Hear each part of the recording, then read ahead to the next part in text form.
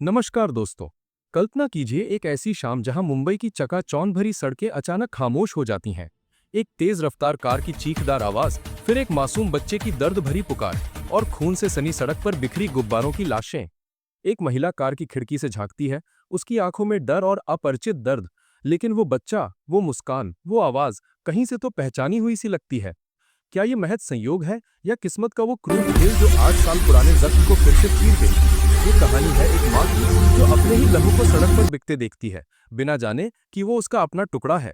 सुनिए ये दिल दहला देने वाली दास्तां, जहां हर मोड़ पर आंसू और उम्मीद की जंग है।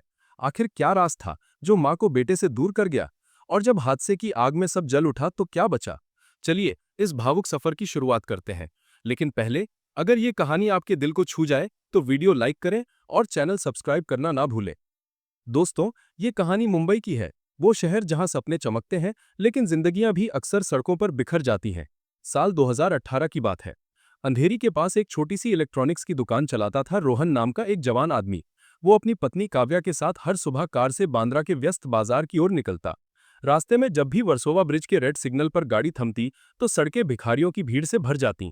बच्चे, बूढ़े, औरतें, कोई चम्मच बजाकर पैसे मांगते, कोई रंग बिरंगे गुब्बारे थमाते, तो कोई सिगरेट या चाय के पैकेट बेचते। उनमें एक लड़का था आर्यन, उम्र महज 9-10 साल। उसके चेहरे पर वो मासूम चमक थी जो गरीबी के साये में भी टिमटिमाती रहती। कभी वो प्लास्टिक के खिलौने बेचता, कभी चॉकलेट के पैकेट, तो कभी मोमबत्तियां। एक धुंधली सुबह जब काव्या 6 महीने की गर्भवती थी, उनकी कार सिग्नल पर रुकी। आर्यन दौड़ता हुआ आया, उसके हाथों में लाल नीले गुब्बारे लहरा रहे थे। उसने काव्या की तरफ देखा और मीठी आवाज में कहा, आंटी जी, एक गुब्बारा ले लीजिए ना, बच्चे को खुश कर दीजिए। काव्या मुस्कुराई लेकिन उसके दिल में हल्का सा दर्द सा हुआ। बोली, बेटा गुब्बारा तो उड़ जाता है, क्या फायदा? आर्यन ने बड़ी बड़ी आंखों से देखा और कहा, नहीं आंटी, अगर प्यार से पकड़ें तो कभी नहीं उड़ेगा। ये तो जिंदगी जैसा है, जो संभाले वो साथ निभाए। काव्या को उसकी ये बात दिल में उतर गई। उसने 2 गुब्बारे खरीदे और सिग्नल हरा होते ही कार आगे बढ़ गई। लेकिन वो मुस्कान, वो नन्ही उंगलियां काव्या के मन में घर कर गईं। दिन बीतते गए। हर सिग्नल पर आर्यन आता, कभी खिलौने, कभी पेन, कभी फूल। काव्या उसे कुछ न कुछ खरीदती और चुपके से 50-100 रुपए ठूस देती। रोहन हंसता, ये बच्चा तो हमारा फेवरेट ग्राहक हो गया। लेकिन काव्या के लिए ये महज खरीदारी नहीं, एक अनजाना बंधन था। वो बच्चे की आंखों में खो जाती जैसे कोई पुरानी याद जाग उठी हो। आर्यन भी काव्या को पसंद करने लगा, कहता, आंटी आपकी मुस्कान में माँ जैसा कुछ है। काव्या हंस देती लेकिन अंदर से कांप जाती। फिर आया वो काला दिन। एक शाम वर्सोवा सिग्नल पर कार रुकी। काव्या ने खिड़की से झांका, आर्यन कहीं नहीं। दिल बैठ गया। वो बेचैन हो उठी, आर्यन कहाँ है आज? तभी 2-3 बच्चे दौड़ते आए, सांसें फूल रही थीं। एक ने कहा, आंटी आर्यन, आर्यन का एक्सीडेंट हो गया। काव्या का चेहरा सफेद पड़ गया, आंसू लुढ़क पड़े। क्या? कैसे, कहाँ? बच्चे रोते हुए बोले, वो धारावी से यहाँ आ रहा था, एक बाइक ने टक्कर मार दी, सिर पर चोट आई है, बहुत खून बहा है। धारावी के झोपड़पट्टी में रहता है वो, अपनी नानी के साथ। डॉक्टर कह रहे हैं शायद शायद ना बचे। काव्या चीख पड़ी, नहीं, मुझे ले चलो उसके पास। रोहन, मुझे उतार दो। रोहन ने गाड़ी साइड में रोकी, परेशान लेकिन समझते हुए। कहा, ठीक है काव्या, जाओ, लेकिन फोन रखना ऑन, जो भी हो बताना। काव्या ने एक बच्चे को साथ लिया और रिक्शे पर सवार होकर धारावी की तंग गलियों में घुस गई। वो इलाका जहां लाइटें कम हैं लेकिन जिंदगियां चीखती हैं। एक टूटी फूटी झोपड़ी के बाहर एक बूढ़ी औरत बैठी सिसक रही थी।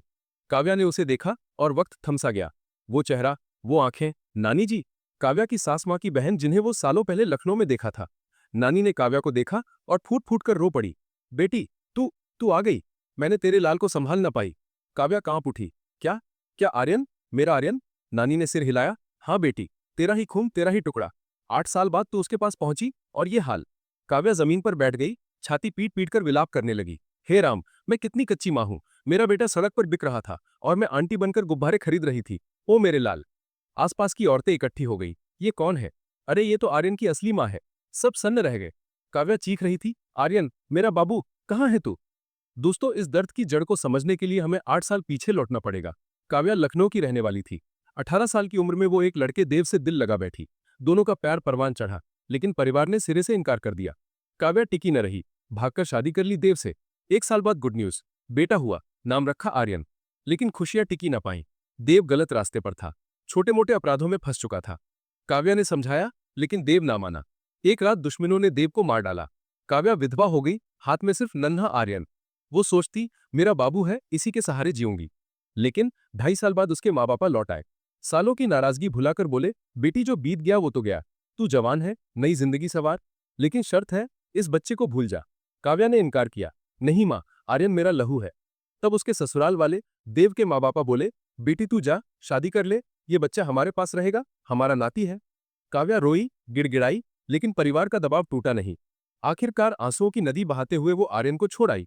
जाते वक्त मानी ने कहा, बेटी चिंता मत कर, मैं इसे पालूंगी जैसे अपना बेटा। माँ बाप ने काव्या के लिए मुंबई का एक पढ़ा लिखा लड़का चुना, रोहन। अतीत छुपाया गया, बताया गया काव्या अविवाहित है। रोहन को काव्या की सादगी और सुंदरता भा गई। शादी हुई, अंधेरी के एक छोटे फ्लैट में बस गए। रोहन की बांद्रा में मोबाइल एक्सेसरीज की दुकान थी। काव्या भी हाथ बटाती।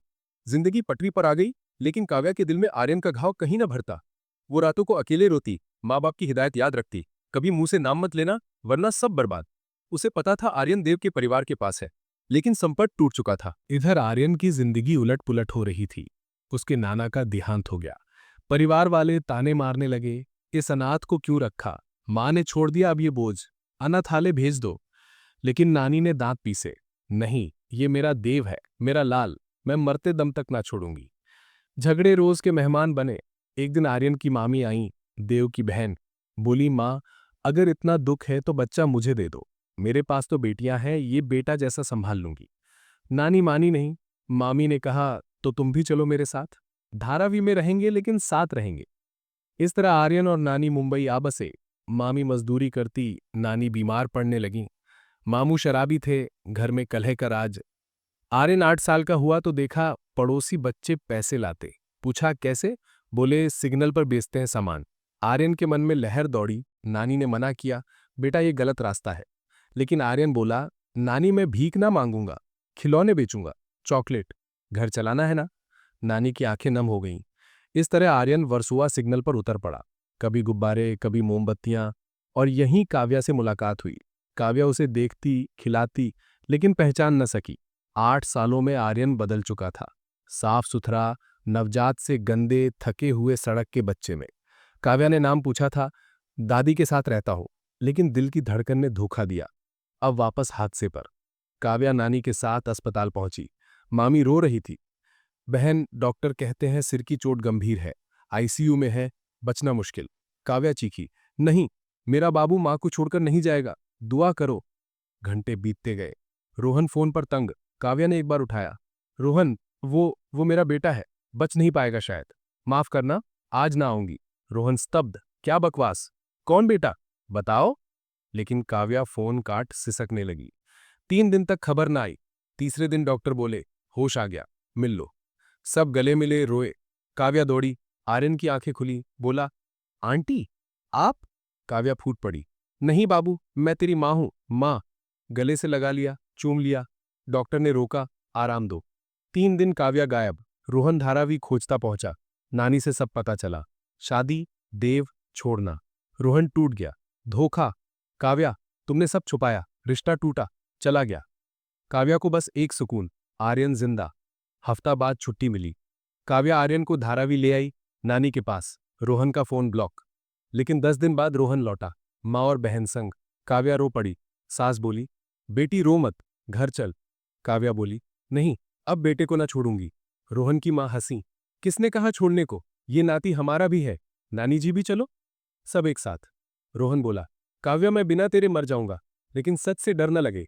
सब एक हुए। 2018 की वो गर्मी। 3 महीने बाद काव्या ने बेटी को जन्म दिया। 2 साल बाद एक और बेटा। आज धारावी छोड़ अंधेरी के बड़े फ्लैट में सब खुशहाल। आर्यन स्कूल जाता, छोटे भाई बहन संग खेलता, नानी की गोद में कहानियां सुनता। काव्या रोहन के कंधे पर सिर रख आंसू पोंछती, धन्यवाद मेरी जिंदगी। दोस्तों, ये कहानी सिखाती है, माँ का दूध और बेटे का खून कभी अलग ना करो। वो बंधन टूटे तो जिंदगियां बिखर जाती हैं। अगर दिल छू गई तो लाइक, शेयर, सब्सक्राइब। धन्यवाद। ये कहानी के सभी पात्र काल्पनिक हैं। ये वीडियो सिर्फ मनोरंजन के उद्देश्य से बनाई गई है, तो वीडियो को देखो और मजा लो। और ऐसे ही मजेदार वीडियो सबसे पहले पाने के लिए चैनल को सब्सक्राइब, लाइक, शेयर और कमेंट करना मत भूलना। सब लोग खुश रहो और आनंद लो। NTM।